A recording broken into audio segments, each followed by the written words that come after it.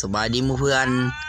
มากินอบหัวแบน้ำกันนี่บอกเลยว่าถือใจสุดๆเลยอยากมาหลายมือแล้วสิกินสะใจเบิ่งตั้งศอกตั้งทรงกับบ่ย่านนะมือนี้ขอตามใจปากก่อน